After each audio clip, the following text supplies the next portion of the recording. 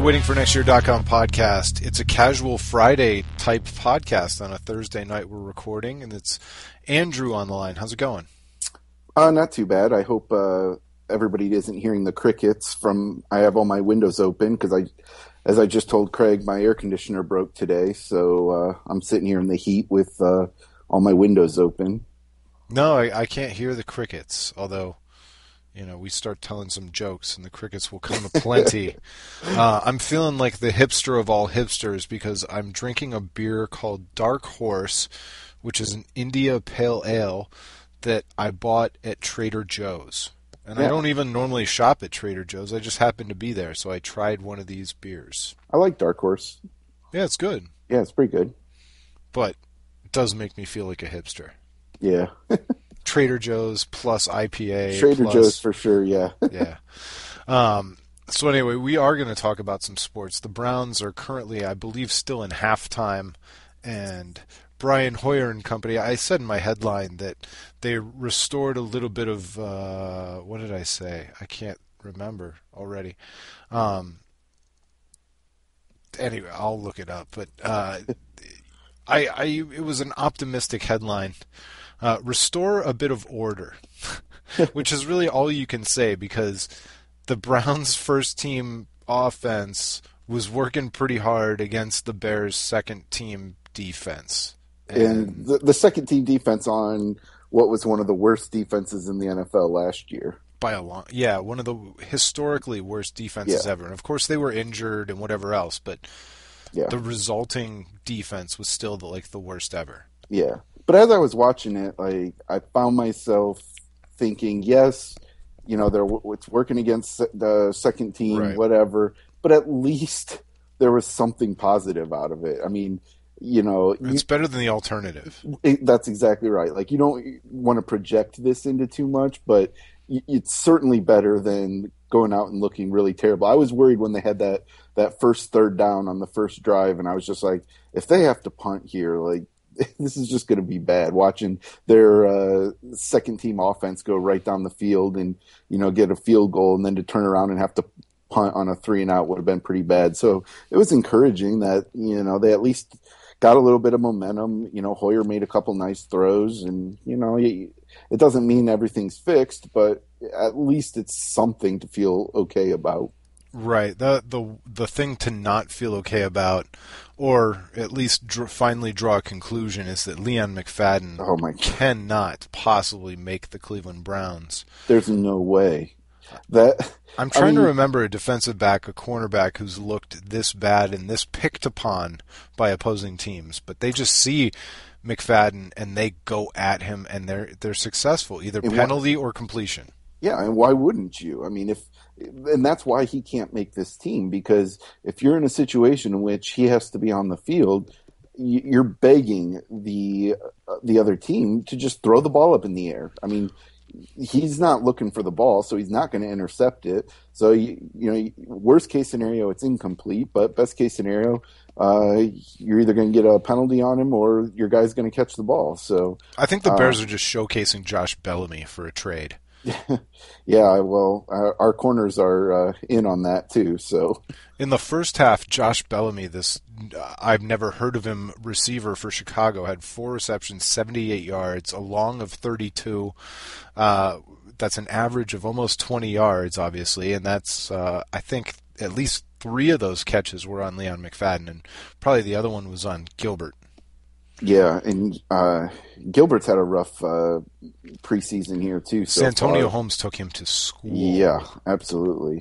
And that's pretty discouraging. I mean, all rookies go through it. You know, I've heard it mentioned so many times. They keep liking to mention, well, Joe Hayden didn't start right away either. Nope. You know, and so I get all of that, but it's just a little discouraging to see Gilbert not able to make more of an impact than he has. Well, and I don't want to start second-guessing trades already, but I've been watching for Hard Knocks on HBO, and every time I see Julio Jones, I weep a little bit. Yeah. And not to say that Justin Gilbert's not going to work out, but I mean, you consider the fact, and obviously the Browns have an extra first-round pick from Buffalo, but they could have had Watkins. Yeah. And now with Josh Gordon's news, it becomes all that more glaring that they don't have a top-flight receiver without him. And even with, the news being final now, it kind of puts it all into full circle because that news broke right around the draft time. And apparently he failed the test back in December. Right. So that was just when the news broke, but the Browns said that they knew about it. So, they made the trade knowing that there was a good chance they weren't going to have Gordon. So it's a little frustrating for sure. I still kind of like the trade because I still think that's going to be a really good pick for next year. But we've talked about this time and time again, how, this team has been trading draft picks for the last however many years. It's like they just keep trading forward, so then next year they have all these draft picks and then they'll trade some more for the following year. And it's like they're always trading forward. It's just really hard to argue. Cash in on it. It's hard to argue that they still had 2 first-round picks this year. And so I'm kind of arguing with myself. But that's what I'm saying. Like, they had two first-round picks this year. They're going to have 2 first-round picks next year. That Buffalo pick still projects to be a good pick. So I wouldn't sit here and say it's a bad trade or anything like that. It's just it's trying on our patience, though. At some point you're giving up the present, at least somehow, some way, for the future. Yeah, and the future has got to be now at some point. Well, I think that's how teams, have these sudden turnarounds. The NFL is famous for, teams who make really quick turnarounds, and I don't know if that's always the teams that are trading all their picks. I think a better way maybe of becoming that team is to cash in and take those picks and, and try and add some talent. I don't know. When I've also pointed out over the years, whether it was Cincinnati or San Francisco, that those overnight success stories aren't really overnight successes. They're usually 3-4 years in the making, and then there's that tipping point, that straw that breaks the camel's back and pushes them into the win category, whether it's a coach or a quarterback or even a receiver. And the Browns are kind of at one of those tipping points, I think, from the standpoint of their defensive line and their offensive line and their defensive secondary, where if they got that one game-changing talent, whether it's a receiver or a quarterback or even a running back or a coach, they would finally be that overnight success. This is not the tattered roster that Eric Mangini took over.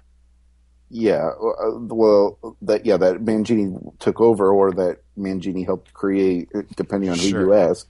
But yeah, I think you're right. When you look at this team from top to bottom, there's definitely more talent on this roster than we've seen in quite some time. And I agree with you wholeheartedly. It does feel like they're getting closer, but you still wonder who is going to be that tipping point. And is it going to be Manziel? We don't know. It's, we're going to find out eventually, I guess, if he can be that guy. But or is Mike Pettin the coach who can do it? I don't. It's so hard to say right now because this team has looked so bad in this preseason so far. And, I know, don't read too much into the preseason or whatever, but I feel like people are giving the benefit of the doubt a little too much to the Browns. I've seen a lot of people citing a lot of different, I don't know, excuses, if you will.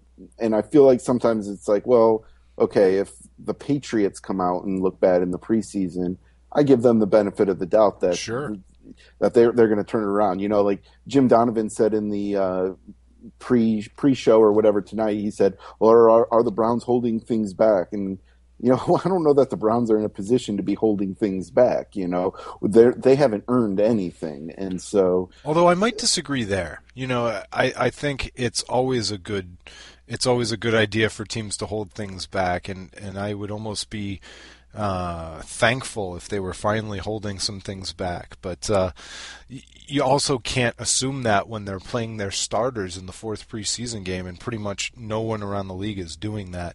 Yeah. And I'm not unhappy, by the way, because I was clamoring a year ago that Brandon Weeden should have played in the fourth preseason game, or the year before under Pat Shurmur, that Brandon Weeden had not earned that veterans, all right, sit him in the fourth preseason, doesn't need to play at all kind of status. Mm-hmm.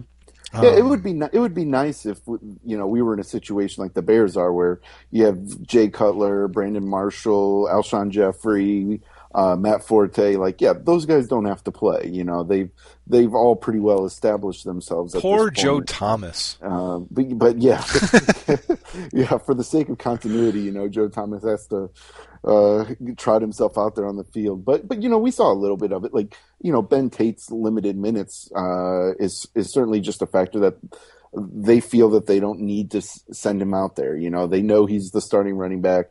They know what's expected of him. They must feel comfortable with, his grasp on the offense. And so he hasn't had to be out there. So they've had a little bit of that, but there's still such a work in progress. And there's no doubt, based on what we saw last game, that it was important for Brian Hoyer to at least get a little bit of time. And so he got his one series, and it was just nice that, they could go down and get a touchdown. So, it's something to build on, and that's just kind of where we're at. The Browns are not in a position that other teams are, where everything is established and they know what's going on. When you wait longer to decide who your starting quarterback is, it kind of puts a little bit of pressure on you to give them some time in that last preseason game, just to keep everybody sort of sharp. And of course, I've got Andrew from Waiting for Next Year. Sometimes I take the WFNY writers for granted, and I kind of forget to book you guys after a while, because I'm trying to book all these other guests and people that people haven't heard before. But we're going to move on. We're going to talk about some Cavs, and then I think we should probably discuss a little bit of music, just because whenever you and I talk, we should talk a little bit of music, especially when we're on a casual Friday and we're not locked into the sports thing. And we're going to give them all the sports they could possibly want in the first 20 or 25 minutes. What did you think of my opinion of the Kevin Love press conference, where I took a little bit of exception with the way he talked about his decision and his choice and how he was in? This is part of my pet peeve with the NBA, where the stars run the league from a personnel standpoint, and non-free agents act like free agents. Where'd you come out on that? I kind of talked a little bit about it in while we're waiting on Tuesday that I did. It's been kind of funny for me to reconcile, my excitement about everything that's happened in this offseason with the fact that the Cleveland Cavaliers, my favorite Cleveland sports team, has become the thing I've rooted against for the last 4 years. And even before that, I was right. I remember when LeBron was still here, I was already writing about how I didn't like sort of some of the things I saw on the horizon, and specifically, what the Celtics were doing. And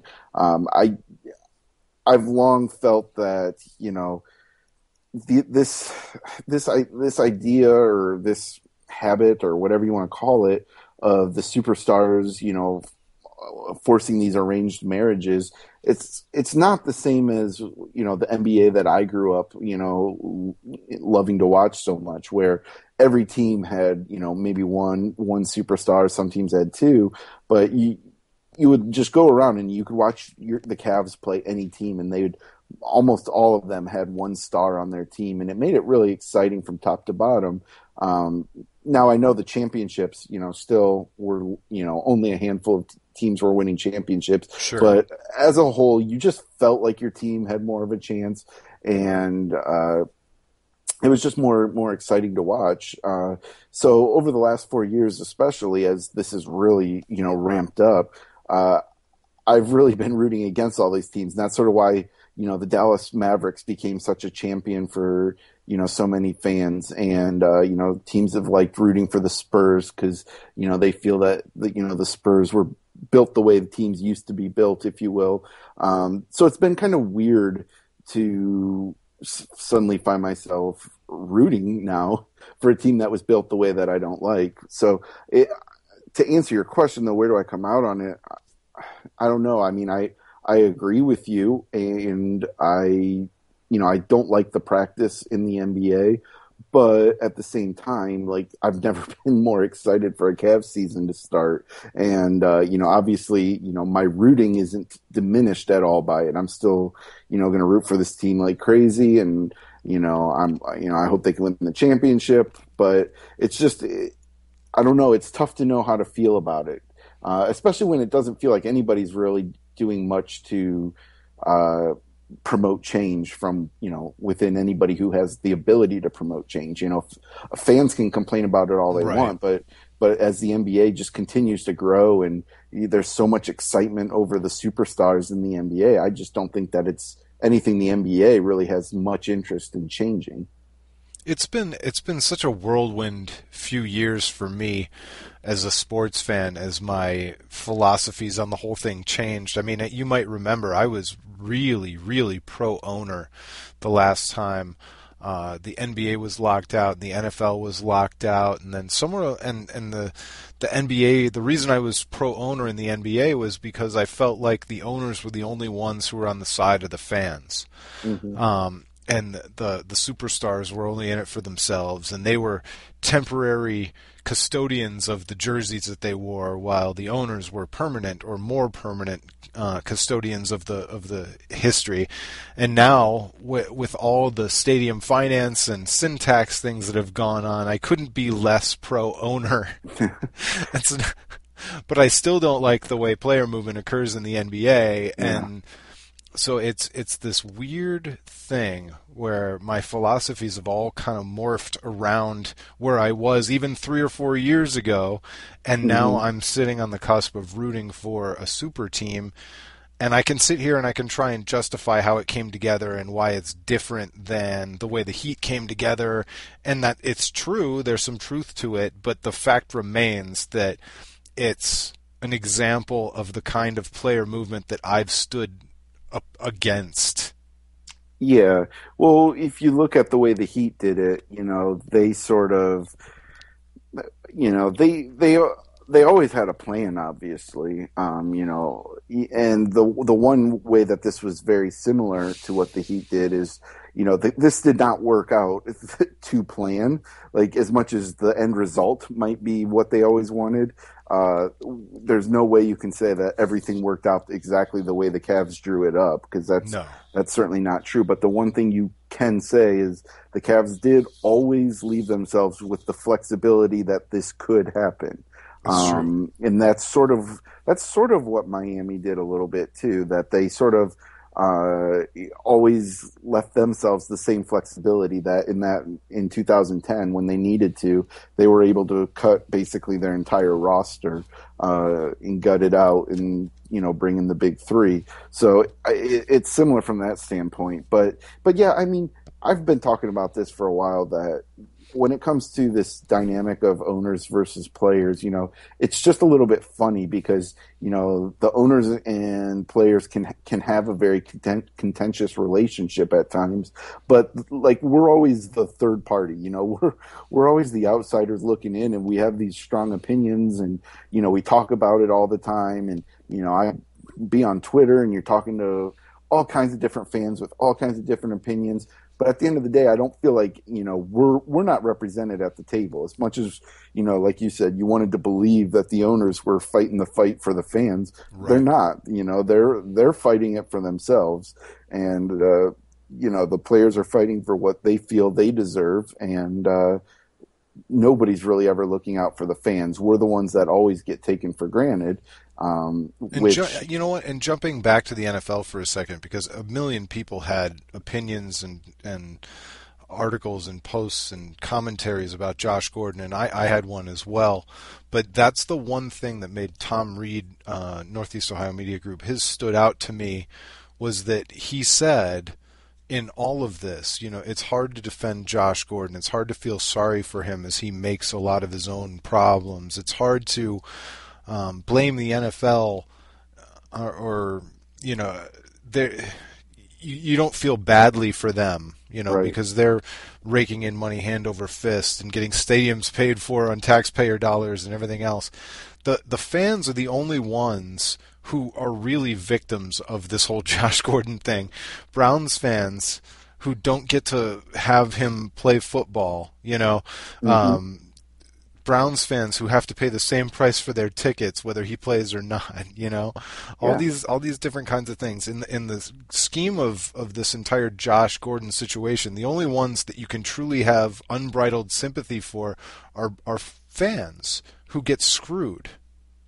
Yeah. And I don't know, like, you look at it like it's such a weird thing because as fans, I hear people say all the time, well, we're the ones who paid the players' salaries, and that's true. But at the same time, it's the players are the ones who are adding value to this whole That doesn't make us scenario. the players' bosses as much as it makes us the owners' bosses, and they won't admit it. Yeah, but with the owners, we might be the owners' bosses, but the owners have all the power. We have no real say other than, like you always say, if the only way anything would ever happen is if fans, speak by not going to games and not watching them on TV, and that's just not going to happen. Sports are so popular in this country, and it's being a fan. It's funny because we run this website and we talk about sports every single day of the year, and it's always on some level in our consciousness, like it's a part of who we are. We even look forward So to Christmas basketball games. yeah, absolutely. And so this idea that we're just going to shut that off, it's not realistic to think that that's going to happen. So people will say, well, I don't feel sorry for the fans. If they don't like it, they just don't have to watch. But it's not that simple. No. It's not that black and white. And so I These are agree. teams with big cultural assets sitting in our geography. Hmm. Have you ever seen the hashtag or the articles?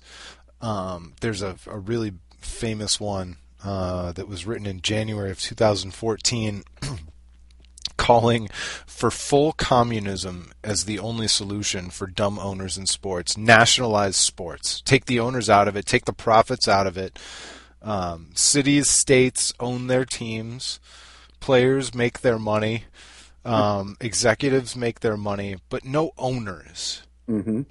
I mean, how it's so crazy to even think about because we've got the Cleveland Browns who were just bought for what A bit 1.1 billion, I think. 1.1 billion. Um, but seriously, it's kind of a good idea. If you look at what the owners do, they come to a place like Cleveland, whether they've ever been here, or had ties here, or whatever else, and Hmm. and they extract money that they barely have any rights to. Yeah, and I don't know, like, the That's an deep history. oversimplification, of Well, sure, course. but I don't know that, like, if you look at the original, as sports were coming to be, in America, at one point, were the owners the ones paying for the stadiums, or have the stadiums always been, more or less, paid for by the cities? I don't know the answer to all that, but you wonder, like, at some point when this was all getting started, it's obvious that the owners, you know, brought something to the table. But you look at it today, and that's a good point. Like, what are the owners really bringing to the table? You look at what is Jimmy Haslam bringing to the table? Especially when you've talked and written about this extensively. Talking about the pathetic lease that they have, and sort of how they've, all the teams have tried to take advantage, through the syntax and this and that, and so it is interesting to think about, like, what are the owners providing for Cleveland that they're so essential, other than the fact that that's just the way sports are. Yep, that's pretty much it. It's Yeah, just they're holding the cards of history that they didn't create. yeah, Most of yeah. them. Well, yeah, and and that. I mean, that's a good point, and it'd be nice to think of, other solutions, but the sad thing is realistically, that's obviously that's not going to happen. But uh, yeah, I don't know. It's just, like, it's just tough to think about, where sports have come, where they might be going in the future. And, you look at the way attendance has gone down in certain aspects. And, there's all this talk about the way TV and multimedia are affecting that. And as teams are trying to actually adapt their stadium experience to match the living room experience, like that's something that's pretty crazy in and of itself, because originally the idea was that the home setting was with HD TV, being at home was more like being in the stadium. So it's funny that like that sort of has flipped now, and they're trying to make the stadium experience more like the living room experience. So it'll be interesting to see if owners,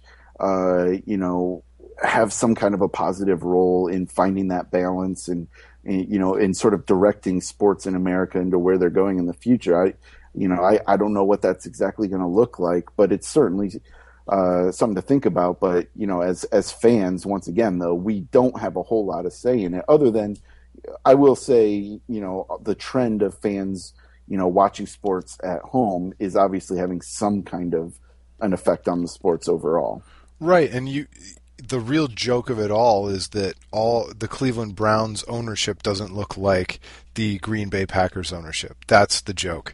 Yeah. And we've seen it, and this is our segue into music, we've seen it in the music industry where they've pretty well removed the profit suck of the labels out of it. And I mean, they've removed a lot of the profits too. They didn't remove it by keeping the margins the same and just filtering it straight to the artist. It had to break down so that there was half or a quarter of what the revenue used to be in order to kind of cut the fat out. And so you almost don't want to see that kind of a reckoning happen with something you love, like the Browns or the Cavs or the Indians, because it'll probably be baseball first. I hate to say it, but so let's talk about music.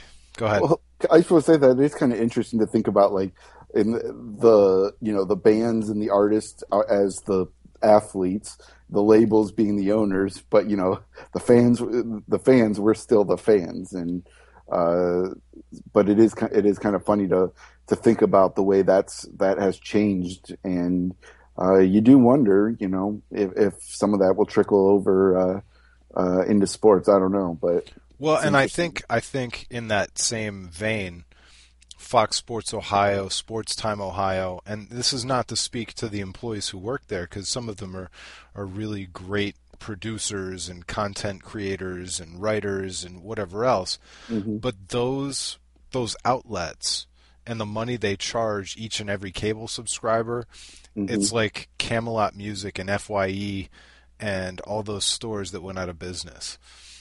Because at some point, other than their ingrained contracts, the value that they'll add, I hate to say it, I mean, it's just, there's no innovation happening. The playbook to record an album today doesn't require a $150,000 studio budget, or let alone $1 million studio budget. And the playbook to watch sports, it just won't require a giant corporation like Fox Sports to run it after the usefulness of their contracts run out. Yeah, I wonder how far we can keep extending this analogy. Like, then if you look at how the Plain Dealer or Northeast Ohio Media Group, whatever you want to call it, as they're still, basically haven't hired a Cavs beat writer at this point, and you compare that to the relationship of where music critics, where, there used to be certain music critics that were just hailed above all others. But that doesn't really exist today, as music blogs have sort of taken over, and everybody turns to different music blogs to get, their album reviews. And that's kind of interesting to think about how, the same thing is somewhat happening where, the idea of what a beat reporter is very different today, whereas 10 years ago the beat writers were the gods of sports writing, Right. and that's sort of changing. So as we extend this analogy between music and sports, it's kind of funny that you can just keep finding the way all these pieces sort of mirror each other, and When it's it's just funny because with box scores the way they are, you almost don't need more than one game story. If yeah. everybody would just stop rewriting game stories and trust the Associated Press to cover that, and I don't think anybody'd be worse off. Because a game story is a game story is a game story. The columnists then take hold and they do their thing, and people can hmm appreciate that kind of writing. But there's no value add to a game story anymore. The way people dig into stats, well the way people it's can follow box scores and game casts online. I think it's even a little bit deeper than that. Like I look at, you could not pay me to sit down and read an AP game write up of an Indians game. Like I have zero interest in doing that, but I read TD's Indians recaps all the time. And I think what the biggest difference there, when TD writes about the Indians, I mean, you feel his passion for that team coming through in the His way he writes. disdain with the bunt, and Yeah, yeah, every exactly. aspect of it. Like you identify with it. You hear his voice as you read it, and I wonder if that's just us or if everybody hears it that way. I think everybody does. I think everybody does. Everybody who reads his has to. I mean, TD's passion for the Indians is. I mean, I talk about it all the time. Like, I mean, I'm not a big baseball guy. I just it's that sport. It's just not for me, really. But I love to read anything that TD writes, whether I agree with it, disagree with it, whatever. Just for that passion. And that's, as I read, it's not just blogs either. There's certain, national writers who, when they write, you feel that passion come through. And that's something that, game stories tend to lack. A lot of the game stories and recaps and stuff that you read, it's just very static. It's very just, this is what happened. Maybe here's a quote or two, and that's that. And there's just not much value, as with sports fans. We have so many options for getting what we want to, or getting what we want out of the sports we watch and the way we read. If you're a stats guy, there's all kinds of analytics sites that you can go to get that level. Or if you like to read somebody who has the passion for their team, you can read that, and you sort of can tailor it to exactly what you want to get out of it. And so so these just plain old, just a game story, it just doesn't do much for me, and I don't think it does much for anybody, All right, so moving on, completing the trip over to music. I don't really want to have like an argument about something that we were talking about with Dan Parker, but I think we should talk about it anyway. All right. The whole, we were talking about the dynamic between Nirvana and hmm Foo Fighters, and maybe I think the claim was that just because Nirvana got all the credit for hitting big, in hindsight doesn't make them the biggest of or best of that crew of 90s bands to break out. Yeah. I think that even today, Nirvana is still sort of held on a podium by your average observer. Not necessarily people that I know that were like really big fans of that whole 90s Seattle grunge, whatever you want to call it, that whole scene. Their opinion might be different, but to the general population, I think that Nirvana is the name that sort of sticks. And I've talked about it before. I won't go as far as what some of the things Dan was saying about Nirvana, because I really do. I really like Nirvana. I still listen to them Well, today. because Dan went as far as to say, and this is fine, this is his opinion, but he went as far to say that that Nevermind and large parts of Nevermind don't actually hold up, at least Yeah. not as well as some of the other Seattle things. Yeah, and see, I don't know if I really. Which is fair. I mean, I don't agree. Yeah, It's not my opinion. I mean, for me, Territorial Pissings actually is better to me now than when it first came out because I wasn't quite as heavy and into yeah, heavy music. So I mean, it was like a gateway for me into a yeah, lot of the heavy stuff.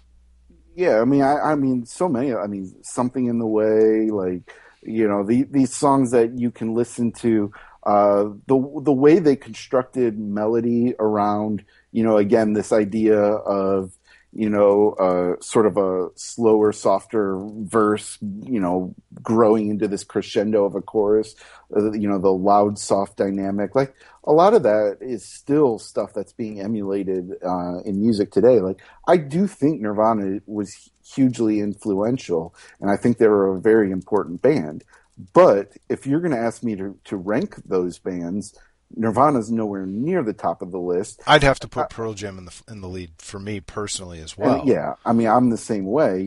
Pearl Jam's going to be the top of the list for me. I But I have always sound. just assumed it was because I was a little bit on the melodramatic side. Yeah, but I would put Soundgarden second on my list, and I would even put Alice in Chains third And see, before I would. this is where I differ when we're talking about Bad Motorfinger, which is Soundgarden's second full length album technically. Third, I think, Well, actually. yeah, I guess the first one was like a collection of EPs, Yeah, and well, then yeah, so anyway, Bad Motorfinger, I would put a distant third or fourth if I'm allowed to include Alice in Chains. And that doesn't mean that I don't like it. It's just Bad Motorfinger to me doesn't hold together as a complete album that I want to listen to. I want to listen to three or four songs off of Bad Motorfinger, well, yeah, but that's a personal preference. but if I guess it depends on what we're saying. If we're ranking the breakthrough albums, I actually probably like Nevermind more than Bad Motorfinger because I do think Bad Motorfinger is a very uneven album. Yeah, and that's what I'm saying. But for me, the reason I have Soundgarden so high is, how I feel about Down on the Upside, Super Unknown, Ultra Mega OK, like all Because those Chris albums. Cornell is the greatest rock singer of our generation. Period. Right, absolutely. And The only so, argument I'd listen to is Maynard James Keenan from Tool. yeah, and they're very different singers, obviously, but different singers, even very different lyricists. But if we're taking like the whole bodies of work, and again, Nirvana's was sort of truncated, obviously, but I don't know. I think Nirvana is very overrated today. But I mean, having said that, where I differ from Dan is that I feel that they were very influential, and I do feel that they were the band that broke through for that whole scene. That they were the ones that kicked through the door first.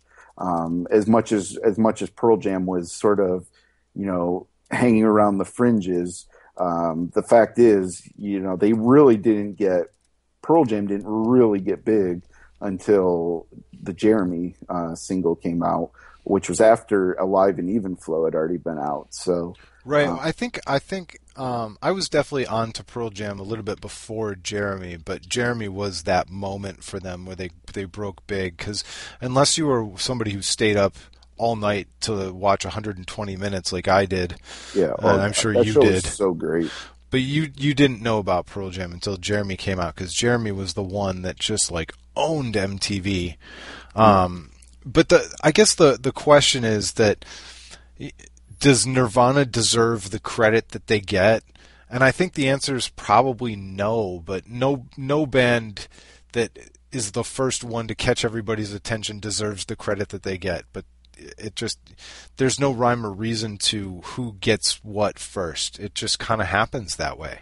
Well, there's extenuating circumstances that go into it as well. I mean, you know, trying to speak delicately about it, but I think Cobain's suicide is a factor in that as well. Oh no no Uh, no! There's no two ways about it. The Doors would not be the Doors if Jim yeah, Morrison doesn't die. yeah. Um, It's the whole. it romanticizes the whole thing. It blankets it in this importance or sadness that otherwise might not be there. You know, Mhm. if it's just pure addiction and struggles, it gets sad with age, like Weiland and Stone Temple Pilots. But if it results in something that's borderline romantic, I mean, you go back to Romeo and Juliet, okay? Suicide in many ways in our stories, fiction over time is borderline romantic, and it puts this kind of important blanket over everything. Yeah. It immortalizes you. I mean, yeah. Nirvana would have probably always been immortalized anyways, I'd imagine, but who knows? I mean, but seriously, Scott Weiland's the perfect example. Yeah, it's easy to forget how big Stone Temple Pilots were and, how revered they were at one point. And a lot of that has sort of crumbled, or around them as time has gone on. And you even look at, as much as you and I still enjoy Pearl Jam and we both like to talk about their albums when they put new material out, the fact is, to the general public, they don't care anymore. And they almost see Pearl Jam as being sad in a way that, like, this idea that they're still hanging in there, just putting out albums as an excuse to tour. It's not necessarily true if you really follow but the there's band. no doubt that the story of Pearl Jam that would be written today if Eddie dies in a surfing accident after Vitology, I'll forget about it. Forget about it. I'm not saying that should happen, but that's just the way the narrative goes. Absolutely. They would be considered historically one of the biggest and best bands ever. And now they're sort of just seen as like a living relic of an era, Yeah. And like, even though as much touring as, touring on their laurels. Yeah. Well, as much as, Alice in Chains are back together doing their thing, Soundgarden is back together doing their thing, Pearl Jam's the one band that withstood everything. And they were probably the least likely band to, make it through, but they actually did. And it's just, and like I said, it's just, they're these living relics. You look at them and it's like this evidence or proof of something that once happened. And it's very different when you look back at Nirvana and everything about it, from the last thing most people know of Nirvana was the MTV Unplugged thing. And so, you talk about things being romanticized. And I mean, look, I love that album. I listen to that one a lot. But it is very overly romanticized because of, Kurt killing himself shortly after. Them and Alice in Chains Unplugged as well.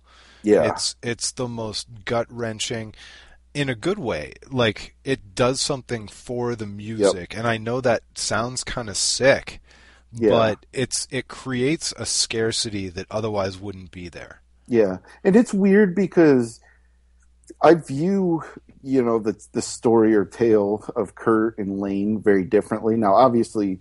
I'm sorry. Let me take this back to Pearl Jam for a second, though, because the fact that they are still working, the fact that they are still putting new music out, anybody who tells me that, it's not worth it, and I hope I'm not creating a straw man, because I think there are some people who think like this, but anybody who says that it's not worthwhile, that they're still out there touring and playing new music and writing new albums, I would simply say that if the Nirvana equivalent of Sirens had come out in the last 3 or 4 years, we would all be better off for it, even if there were 20 crappy songs to every phenomenal one. And I tell that to people all the time when they say, why does Pearl Jam still bother? I would challenge anybody who says that to go see a Pearl Jam show today. And listen to Sirens. Listen to Amongst the Waves. Put them in a mix with all the classic Pearl Jam songs, and you're going to be amazed. You watch that band on stage, still taking them for granted, that well together. But beyond that, you look around the crowd, and you look at how many people are so happy to be there. And a Pearl Jam show, there's a reason why Pearl Jam is regarded as one of the best live bands now. At one point they've always been well known for their live shows, sure, but it used to be more about like Eddie's antics on stage, climbing up, the rafters, and he was sort of this crazy guy. Over time that sort of changed. And, all of that settled down and they just became a really, really good live band. And you look at the connection that they have with that crowd and how much they enjoy being there. Like, a Pearl Jam show is an awesome experience today, and that's something that is so worth it. Every time I go to a Pearl Jam show, I walk away, happy for the experience, and I wish that we could have that with Nirvana today.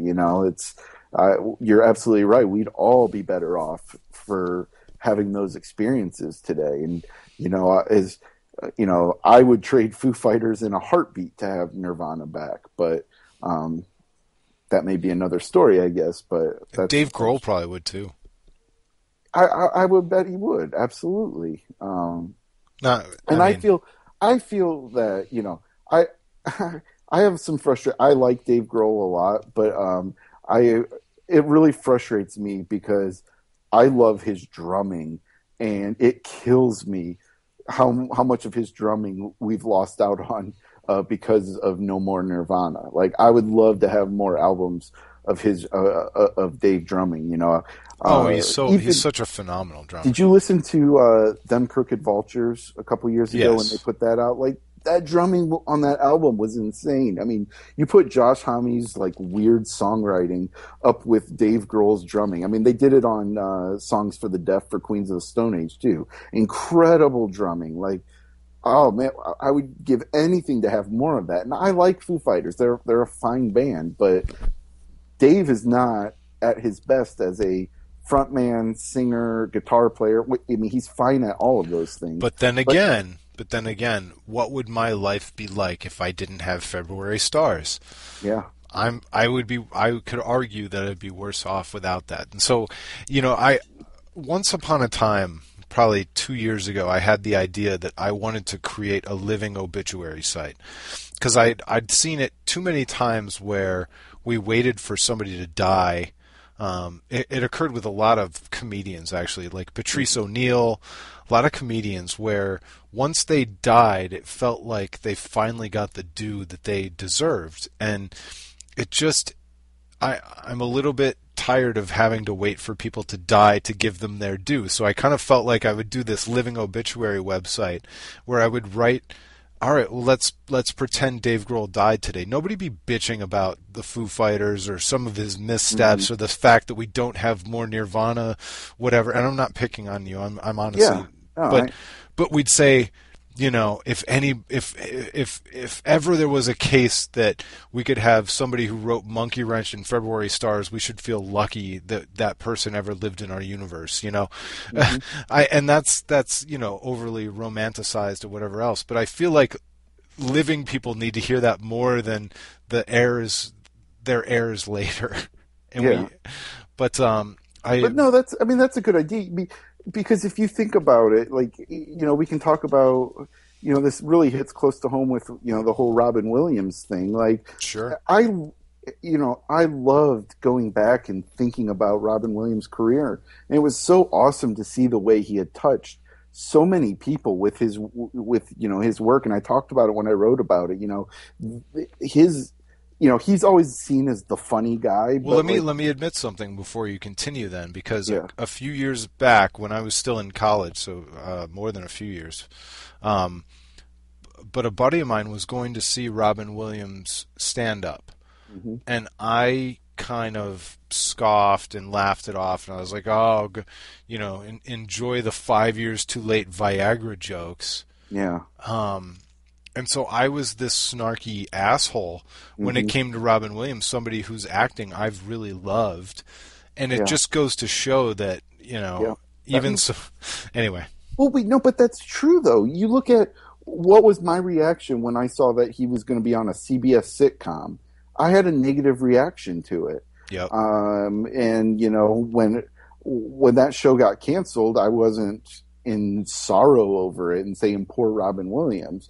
And it's true of everything. Like, death obviously can put things in perspective, and I think that's why that's a really great idea to do like a living obituary site to sort of try to capture the impact that these people have on our lives while they're still alive. It's a damn shame that it took Robin Williams' death for us to all realize, what an impact he had on our lives. Like, I hadn't thought about like I hadn't thought about seeing Hook in the theater, and I know people don't like Hook, like it did, it gets killed a lot, but at the same time, like I have a very positive memory of going to see that as a kid. The people who don't like Hook were at the wrong age when it came out. I think that's probably right. I think that's the same argument you could make for George Lucas and his 3 prequels, because he was used to making movies for kids, but meanwhile the kids that he was making movies for had grown into their 20s, 30s, and 40s, and all of a sudden they were pissed off at anything that was somewhat immature. Yeah, no, that's a great point. And so yeah, so I even look at like it's it was very uncool to say, oh, you really liked Mrs. Doubtfire, like that's not a like cool thing, but you reflect on it, like again the memories of going to see that as a kid. Like I loved that movie when I was a kid, and going to see it, and then just to see the way Robbins sort of remade himself into the more serious roles, and just how good of an actor he was. All of that was incredible. But I even loved like going back to, his stand-up. His style of stand-up wasn't always for me, but I don't know if you watched the video that I posted, when I wrote about it, but he went and he did the stand-up where, these comedians, they walk on stage and they have no idea what they're going to talk about, and there's these cues that go up on the screen, and they have to react to it. And I've watched a ton of these, and I've seen some of the people who I consider some of the best comedians today get on that stage and just bomb with it. They couldn't handle that, off the top of their head, on their toes thinking, and Robin Williams just killed it. I mean, he was so good. And he didn't hesitate on any of them. Just that cue came up and boom, he reacted to it, and it was funny, and it was just awesome to see that.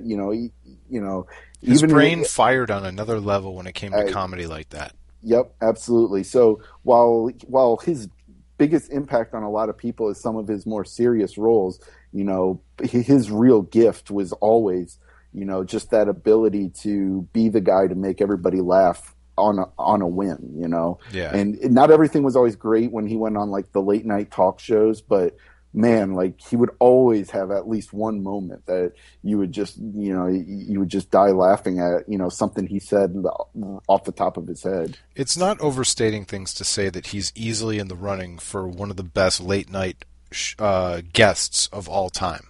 Yeah, for sure. And it's not even like, hey, he died, I'm going to give him credit he doesn't deserve. No, if he was still alive, he would be on that list. Yeah. Like he was the reliable guy. Like if you were a late night host and you were in a bit of a dry spell in terms of guests, like he was the guy you could go get to bust you out of that slump. My favorite story out of all the ones I heard in the aftermath of his suicide and him passing away was one of the Stengel brothers, the brothers who write for Letterman. Mm-hmm. And they said there was a night where, and Robin lived in New York when he was on Broadway and all this kind of stuff. He used to ride his bike around. He stopped in the Letterman studios one afternoon just on a whim in all his bicycle gear to say hello to somebody who was on the show that he was friends with. Mm-hmm. And they dragged him into a skit or something in his like bicycle gear. He didn't flinch. He didn't say no. He was just this giving, willing participant, caution to the wind, even including his cheesy, Tour de France bike gear.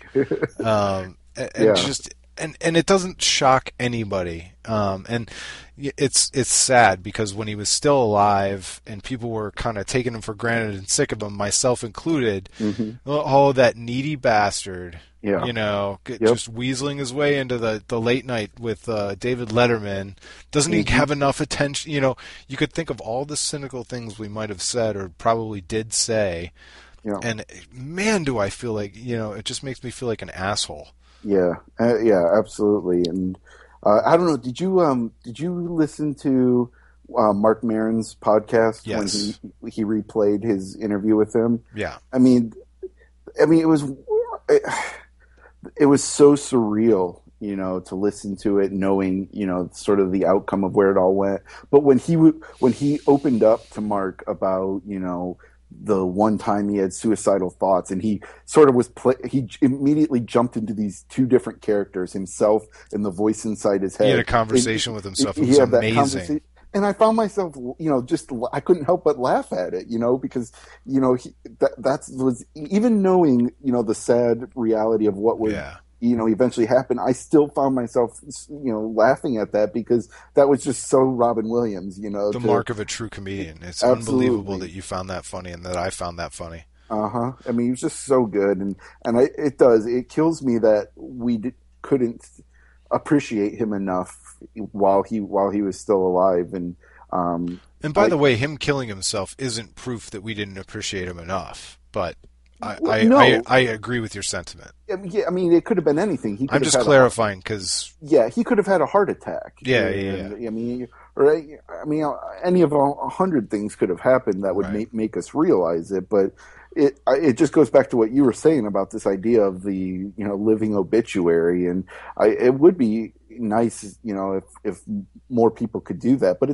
it's just hard to do, I guess. It's hard to do when the book isn't over, when there's still more chapters that could be written. And I think you're always a little bit scared to have an opinion of something before it's all said and done, because, well, what if circumstances change and they change, and then people will look back and say, well, you said you were a big fan of him. Wait till somebody murders their spouse or gets caught with kiddie porn. Yeah. And so it's always tough. We're always reserved, and especially today with Twitter, Facebook, and all that. Like, you're on the record. Like, anybody can go back, and find out what you were saying. So, all right. Well, last but not least, we're just over 55 minutes, and this might be boring, but I'm going to take you through the murderer's row of live shows that I have coming up, because it's really incredible. Awesome. September 10th at the Grog Shop, I'm going to see the Velvet Teen. This is not everybody's cup of tea, and most people haven't heard of them, but this is like one of my favorite bands that they're opening. They're not even like a headliner. 2 nights later, on September 12th, Mineral, getting back together. They haven't been together in 17 years. They really became super famous after they broke up. They released their biggest album was a posthumous album to the band, posthumous to the band. Right. I've rarely in my life been this excited for a show as I am for that one. Mm-hmm. So that one's on September 12th. Then we've got to jump all the way to October. Oh, I'm sorry. September 28th. This one might not excite too many people, but I'm really excited. My wife and I are going to see Churches. Oh, yeah. Churches with a V. Yep. Would you want to go see that show? I would be okay with seeing that show. Absolutely. We've in the last year, like, you and I have had a lot of pop discussions and bands that are, influenced by pop. And I don't know. I find there's something sort of exciting about some of the newer pop that's sort of coming through the indie music scene. And Churches, I mean, they're pretty popular, but they rose out of that indie scene. I first found out about them from some of the blogs that I read, and that they were talking about them and stuff. So there's definitely something at least interesting about them. They're not, my favorite band or anything like that, but yeah, I'd go see them. Yeah, they're not mine either. But it wasn't until their second single, or not second single, but their most recent one. Which one is it? If you're gonna ask me for a song title, I don't know any song titles. I know, I'm looking right now. Man, I clicked Wikipedia. I shouldn't have clicked Wikipedia. It's not gonna help me. 1 second. Recover was the song that caught me. Finally. Yeah. I like the giant song, but Recover was the one that got me. But it doesn't end there. That's the only non-Grog Shop show I'm going to, by the way. Appleseed Cast is playing on October 13th. Again, they're opening. And then today I just found out that the next night, October 14th, I'm going to be back at the Grog Shop. I bought a ticket to see Jay Mascis. Oh, very, very nice. Which is super huge. Yeah. Then the Saturday, 4 days later, a boys' night out, a buddy of mine and I, another non-Grog Shop show, we're going to see Artie Lang at the Roxino. Oh, yeah? Yep. Wow. Artie Lang at the Roxino is another guy, if he lives long enough. Yeah. And that's not me being morbid. That's a dude who's horribly struggled with addiction to really lethal drugs. Yeah. And then the 21st, we round it all out on October 21st, minus the Bear, back at the Grog Shop, a venue that's smaller than what they normally play. And it's just, I've never been so jam-packed with shows, and ones that play straight to my sensibilities from the late 90s and early 2000s. It's like a yearbook. Yeah. Grog Shop yearbook. That is an insane month or 2 months or whatever it is of shows. That's crazy. I think the only show I have on my radar is Cloud Nothings are playing here. They're playing at this place. It's called Double Happiness now. It's like a half a block from my office. And it is it's a tiny little bar. Calling it a bar, like you're picturing something too big for what this place is. I mean, it used to be a restaurant called Gibby's, and they just have like this area where they could fit like 6 or 7 tables, and Cloud Nothings are playing there. So I figure I have to go check that out and see them in that venue. But that's about all I have. Well, that's amazing. I really can't believe they're playing at that venue. I mean, so it just blows my mind. Like, we talk about this, these bands that in our head are so much bigger than they really are. Like, I just can't get over the fact that Cloud Nothings are playing in this tiny little thing. Like, I don't know how they got booked there or what. Maybe they don't realize what it is and how small it is. I don't know, but it's going to be interesting for sure. Well, you know what else is interesting? I just bought a ticket, so I'm going to. Oh, nice! Friday, October 3rd in Columbus. Now I'm going to the show.